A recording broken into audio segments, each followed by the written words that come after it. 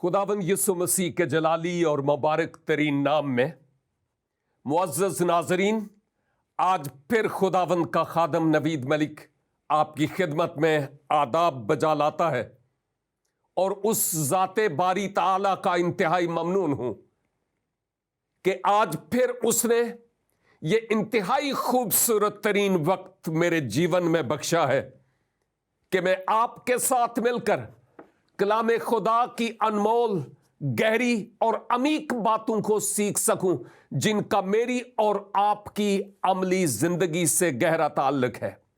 माजी में भी इन प्रोग्राम्स के वसीला से आप बरकत पाते रहे, बरकत पाते हैं और बरकत पाते रहेंगे।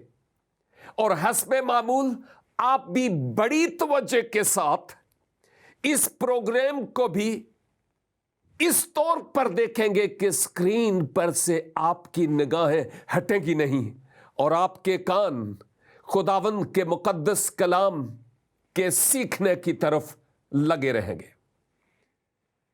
नाज़रीन, आपको मालूम है कि मेरा प्रोग्राम जिसका नाम है मैं मसीही क्यों हूं, इसके तहत कई एक इंकशाफात हुए हैं। हम जो मसीही लोग हैं, हमारी जिंदगी में भी इस प्रोग्राम ने बहुत सारे गोल खिलाए हैं और वो जो दायराए मसीहियत से बाहर हैं, यकीनन उनसे भी पाक रूह ने कलाम किया है और बहुत सारी गहरी और अमीक बातों का उन पर भी इंकशाफ हुआ है। इसका पता यूं लगता है कि हमारे YouTube चैनल पर, इवन हमारी वेबसाइट पर और हमारे इस प्रोग्राम को टेलीविजन पर देखने वालों के बहुत सारे कमेंट्स, बहुत सारे रिमार्क्स हमें मिलते हैं और ज्यादातर कमेंट्स ऐसे होते हैं जिनसे हमारे हौसले बुलंद होते हैं। तो बात यह है कि मैं मसीही क्यों हूं। इसके पीछे कई एक असबाब हैं। बारहा बार मैं कहता चला आया कि जो किसी मसीही खानदान में पैदा होता है, जरूरी नहीं कि वो मसीही हो। हर एक शख्स को, भले वो मसीही घराने में पैदा हुआ हो, शख्सी तौर पर फैसला करना बहुत जरूरी है, समझ बूझ कर कि आया मैं सिराते मुस्तकीम, राह रास्त पर हूं कि नहीं। हर एक शख्स का यह हक बनता है कि वो समझे कि उसकी मंजिल क्या है और वो किस तरफ जाता है। ये उसका हक बनता है। मैं जहां कहीं भी पैदा हुआ था, यह जरूर कहूंगा कि मसीही खानदान में मैंने आंख नहीं खोली। लेकिन एक बात जरूर है कि जहां कहीं मैं था, वहां और फिर इस किताब मुकद्दस का जब मैंने तज्जिया किया एक तालिबे इल्म होने की रूह से, और मैं तोला गया और मैं कम निकला। मैं अपने अफ़आलो आमाल पर गौर करता था, ना सिर्फ अपने अफ़आलो आमाल पर, बल्कि ये जो कलामे खुदा मेरे पास है, जब मैं इस पर गौर करता था और अहले ईमान मसीह खुदावन में मोमिनीन की जिंदगी पर गौर करता था, तो फिर मुझे ये समझ आई कि मैं कहां हूं और ये अहले मसीह क्यों मुझसे मुख्तलिफ है। चुनाचे वो वक्त मेरी जिंदगी में आया कि मैंने तज्जिया किया और फिर मैं मसीहा का पैरो हो चला। कोई मजबूरी नहीं थी, कोई जोर जबरदस्ती वाली बात नहीं थी। यह मेरा शख्सी तौर पर फैसला था कि मैं मसीहा के पीछे हो चला। ऐसा कौन सा अमल है, ऐसा कौन सा अमल है جو خدا کے حضور مقبول ٹھہرتا ہے. دیکھیے اعمال تو بہت سارے ہیں نا، بہت سارے افعال و اعمال اور اقوال ہیں جو ذات الہی کی خوشنودی کے لیے ہے. اور کیا آپ نہیں جانتے کہ ہر مذہب کا پیروکار، ہر مذہب کو ماننے والا، ہر مذہبی شخص سوچتا ہے کہ میں کوئی ایسا عمل کروں کہ درگاہ ایزدی میں مقبول ٹھہرے اور رب العزت مجھے پسند کر لے. ہر ایک شخص سوچتا ہے کہ میں کوئی ایسا عمل کروں جس عمل کے سبب سے میں اس کے حضور مقبول ٹھہروں. لیکن میں آپ کی خدمت میں یہ عرض کروں گا کہ روبوٹ کی طرح صرف عمل کرنا کافی نہیں ہے. میرے عزیز بھائی، میری عزیز بہن، اس بات کو یاد رکھ کہ کسی بھی نیک عمل کا، یا یہاں تک کہ جو برا بھی عمل ہے، اس کا آغاز ہماری سوچ، ہماری نیت اور ہمارے خیال سے ہوتا ہے، اور اس کے بعد ذہن حکم دیتا ہے، ہم پھر اس کو عملی جامہ پہناتے ہیں، خواہ وہ غلط ہے یا وہ صحیح ہے. میرے ایک دوست اکثر اوقات کہا کرتے ہیں انما الاعمال بالنیات. کیا مطلب ہے؟ کہ ہمارے اعمال کا دار و مدار نیتوں پر ہے. ہمارے اعمال کا دار و مدار نیتوں پر ہے. یہ کہتے ہوئے میں در حقیقت یہ بات کہہ رہا ہوں کہ عمل تو میں کر رہا ہوں، لیکن اگر میری سوچ اس عمل کے ساتھ میچ نہیں ہوتی، ٹیلی نہیں ہوتی، تو وہ عمل کیسا عمل ہے؟ مثلا میں بہت ہی کوئی اچھا کام کرتا ہوں، لیکن میں چاہتا ہوں کہ وہ بھی مجھے دیکھے اور وہ بھی دیکھے اور وہ بھی مجھے دیکھے کہ میں کوئی اچھا کام کر رہا ہوں. کام تو اچھا ہے، لیکن کس نیت سے کر رہا ہوں؟ دکھاوے اور ریاکاری کی روح کے تحت. آپ سمجھتے ہیں کہ ایسے عمل کا کوئی اجر ہے؟ یقیناً آپ میرے ساتھ متفق ہیں کہ ایسے عمل کا کوئی اجر نہیں ہے. اور کتاب مقدس سے آج آپ کی خدمت میں اسی تعلق سے ایک بڑی اہم ترین حقیقت کو آپ کے سامنے رکھنا چاہتا ہوں. اس کے مطابق آج میں بھی اور آپ بھی اپنی زندگی میں دیکھیں گے کہ ہم کیا کریں، کس طرح سے ہم کوئی ایسا عمل کریں جو اس کے حضور اچھا اور مقبول ہو. ہر مذہب کا شخص، خواہ وہ عام عوام سے تعلق رکھتا ہے یا رہنماہان ادیان سے تعلق رکھتا ہے، کوشش کرتا ہے وہ کوئی اچھا کرے. لیکن آج میں منجی عالمین خداوند یسوع مسیح کی زبان مبارک سے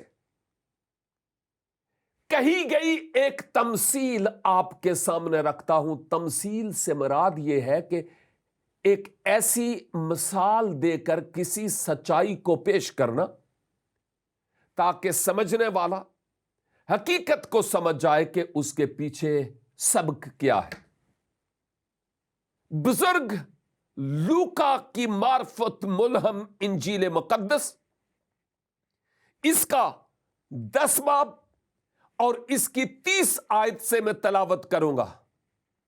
انگریزی میں نہیں، عربی میں نہیں، یونانی میں نہیں، عبرانی میں نہیں، کیونکہ آپ سمجھیں گے نہیں.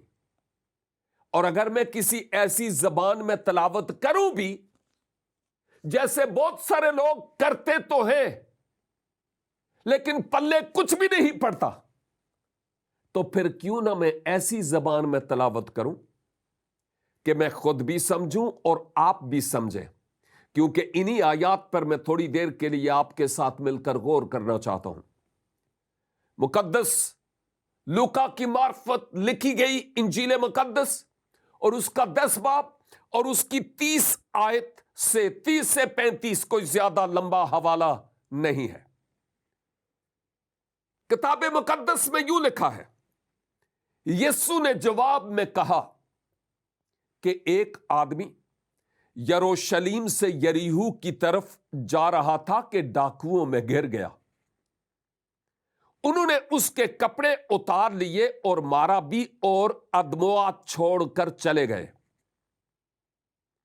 اتفاقاً ایک کاہن اسی راہ سے جا رہا تھا اور اسے دیکھ کر کترا کر چلا گیا۔ اسی طرح ایک لاوی اس جگہ آیا، وہ بھی اسے دیکھ کر کترا کر چلا گیا۔ لیکن ایک سامری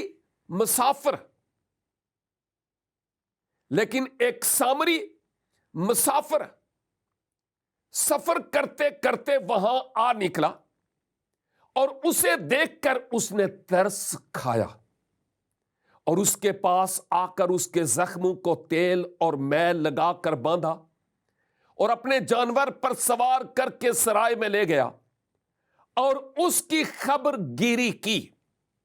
دوسرے دن 2 دینار نکال کر بھٹیارے کو دیے اور کہا اس کی خبر گیری کرنا، اور جو کچھ اس سے زیادہ خرچ ہوگا میں پھر آ کر تجھے ادا کروں گا۔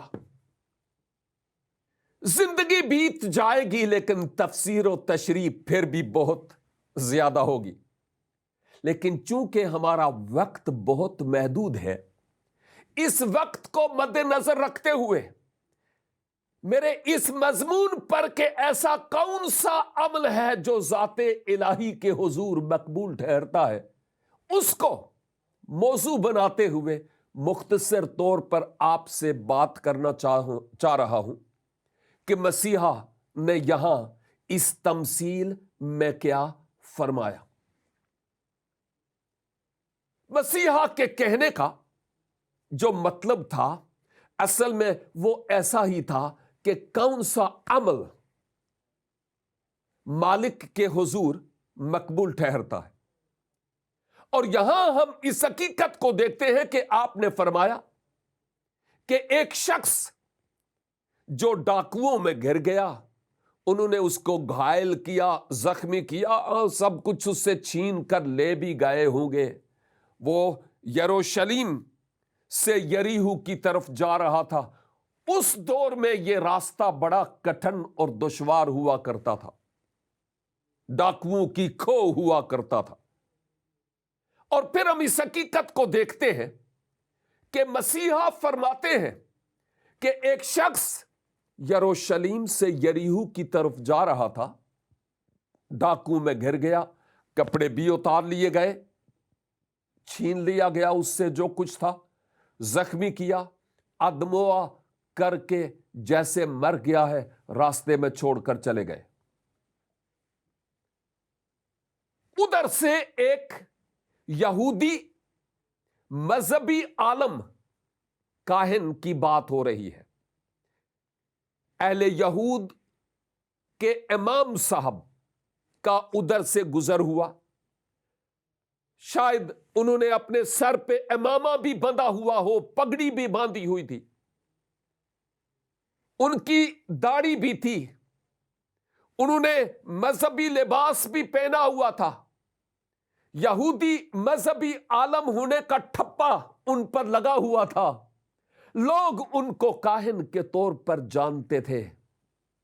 لیکن کیا ہوتا ہے جب وہ بھی اس راہ سے جا رہے تھے، وہ کاہن صاحب، امام صاحب، اور جب امام صاحب ادھر مڑ کر اس زخمی اور اس ادموئے شخص کو دیکھتے ہیں تو کیا کرتے ہیں؟ افسوس کرتے ہیں؟ کیا اس کو اٹھاتے اور اس کا خیال کرتے ہیں؟ نو، دین کا درس دینے والا شخص، یہ مثال دی گئی ہے کہ وہ اس زخمی اور ادموئے شخص کو دیکھ کر کترا کر چلا جاتا ہے، اس پر دھیان نہیں دیتا۔ اور پھر کیا ہوتا ہے؟ پھر لکھا ہے کہ ایک اور آدمی، وہ بھی یہودی مذہبی لوگ تھے، خانہ خدا میں خدمت گزار لوگ، لاوی، وہ بھی ادھر سے ہو کر گزرتا ہے اور اس زخمی اور لاچار اور ادموئے شخص کو وہ دیکھتا ہے، لیکن دیکھ کر وہ بھی کنی کترا کے چلا جاتا ہے۔ وہ کوئی فکر نہیں کرتا کہ اس کا کوئی خیال رکھا جائے۔ اور اس کے بعد کیا ہوتا ہے میں اس پر آتا ہوں، لیکن پہلے ان دو اشخاص کے رویے پر تھوڑی دیر کے لیے بات کرتا چلا جاؤں۔ میں مسیحی کیوں ہوں؟ مسیحی ہونے سے پیشتر، مسیح کا ہونے سے پیشتر، جو کوئی میرے مذہبی خیال اور دین اور ایمان کے مطابق نہیں تھا، میرے لیے گویا وہ حیوان کی حیثیت رکھتا تھا، میری نگاہ میں اس کا کوئی مقام نہیں تھا۔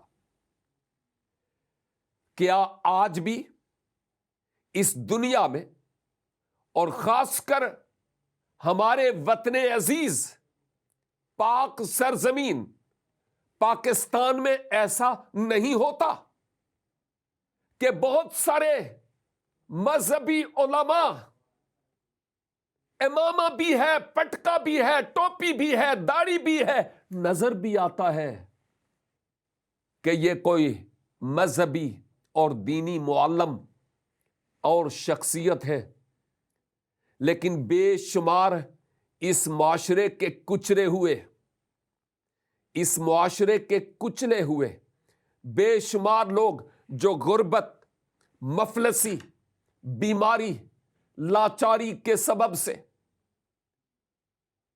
معاشرے کے دھتکارے ہوئے، کچلے ہوئے اشخاص ہیں، لوگ ہیں، لیکن بے شمار مذہبی لوگ ان کے پاس سے چلے جاتے ہیں، امام گزر جاتے ہیں، لیکن ان بیچاروں کو کوئی پوچھنے والا نہیں۔ یہاں تک کہ کئی لوگ جو مذہبی ہیں، اپنے آپ کو مذہبی کہتے ہیں، اس کے نام پر مر مٹنے والے ہیں۔ پڑوس میں کوئی مر رہا ہو تو پوچھنے والا کوئی نہیں۔ ہم کس طرح کے معاشرے میں رہتے ہیں اور کس طرح کے سنگ دل لوگ ہیں؟ کیا اس طرح کا عمل خدا کو مقبول ہوگا کہ ہم اپنے آپ کو مذہبی اور بڑے دیندار کہتے ہیں، لیکن دینداری کی وضع نہیں رکھتے، اس کے اثر کو قبول نہیں کرتے؟ ہم کس طرح کے لوگ ہیں؟ ہمیں کیا ہو گیا؟ کیا سونگ گیا ہے ہمیں؟ آخر ہم کس معاشرے کا حصہ ہے؟ وہ کون سا دین ہے جو انسان کو حیوان بنا دیتا ہے؟ جہاں کہیں آپ ہیں، جو کوئی آپ کا دین ہے، اس دین کے مطابق سوچئے کہ انسان کو حیوان بنانے والے ہیں یا حیوان خصلت کو انسان بنانے والے ہیں۔ سوچنا ہے اس مذہب اور دین کا کیا فائدہ جو ہمیں انسانوں کی قدر نہیں سکھاتا۔ اور دوسری طرف میں آپ کو بتاؤں، منجی عالمین فرماتے ہیں کہ نہ تو مذہبی امام نے اس بیچارے کو پوچھا نہ ہی ایک مذہبی شخص نے جس کو اپنے دین پر فخر تھا اس کی خاطر کی، لیکن ایک سامری شخص، یہ کون تھا؟ یہودیت میں سامریا میں رہنے والے لوگ وہ لوگ تھے جن کو یہ اچھوت سمجھتے تھے اور ان کے ساتھ کوئی تعلق روا رکھنا پسند نہیں کرتے تھے۔ ہندوستان میں بھی بہت سارے لوگوں کو اچھوت سمجھا جاتا ہے۔ معذرت کے ساتھ کہوں گا، ہماری سرزمین پاکستان میں بھی میجارٹی مائنارٹیز کو، اکثریت اقلیت کو ایسے ہی دیکھتی ہے جیسے وہ اچھوت ہے۔ ماضی میں تو ایسے بھی حالات گزرے کہ مسیحی شخص جب ہوٹل پر جا کر کھانا کھاتا تو اس کے برتن کے لیے اس سے پیسے مانگے جاتے، یا اس کو کہا جاتا کہ یہ برتن بھی اپنے ساتھ لے جا، یا نیکسٹ ٹائم اپنے برتن ساتھ لے کر آنا، یا برتن توڑے جاتے۔ اور بے شمار لوگ آج بھی ایسے ہی ہیں ہماری سرزمین میں جن کی نیچر میں یہ خصلت موجود ہے کہ وہ دوسروں کو حقارت کی نگاہ سے دیکھتے ہیں، کہ جیسے وہ اچھوت ہیں۔ لیکن دیکھیے، یہ اچھوت شخص، سامری شخص، اس کا کردار دیکھیں۔ مذہبی علماء کا کردار آپ نے دیکھ لیا، ان کے لیے یہ انسان تھا، لیکن جیسے کوئی کتا یا بلی مرا ہوا ہوتا ہے۔ شاید یہ الفاظ درست نہیں ہے، لیکن ان کے لیے گویا یہ ایسے ہی تھا۔ لیکن یہ مذہبی لوگ ایک ایسے شخص کو، جس کو وہ سامری اور اچھوت سمجھتے تھے، یہ ایک ایسا شخص تھا کہ جو ادھر سے گزرا اور اس نے دیکھا، اوہ، ایک شخص زخموں سے چور پڑا ہوا ہے۔ اس نے اس کو لیا، اس کے زخموں کو باندھا، جو کچھ وہ کر سکتا تھا اس نے کیا، اور پھر اس وقت کے حوالے سے لگتا ہے ایک ڈسپنسری میں لے گیا ہوگا، جیسے لکھا ہے سرائے میں۔ اور جو وہاں کا مالک تھا اس سے کہتا ہے کہ آپ اس کو رکھیں، اس کا خیال رکھیں، یہ کچھ پیسے میرے پاس ہیں، اور اگر مزید درکار ہوں گے تو میں اس کا بل پے کروں گا۔ دیکھیے کون شخص؟ وہ شخص جس کو اچھوت سمجھا جاتا تھا، سامری شخص، جن کے ساتھ اہل یہود تعلق نہیں رکھنا چاہتے تھے، ان کے ساتھ بات چیت نہیں کرتے تھے، ان کے ساتھ میل جول نہیں رکھتے تھے۔ وہ سامری شخص جس کو شاید وہ حیوان سمجھتے تھے، اور اس سے بھی بدتر، ان کی نگاہ میں اس حیوان شخص نے، میں نہیں کہہ رہا ہوں، ان کی سوچ کی بات کر رہا ہوں، ان کی سوچ کے مطابق اس سامری شخص نے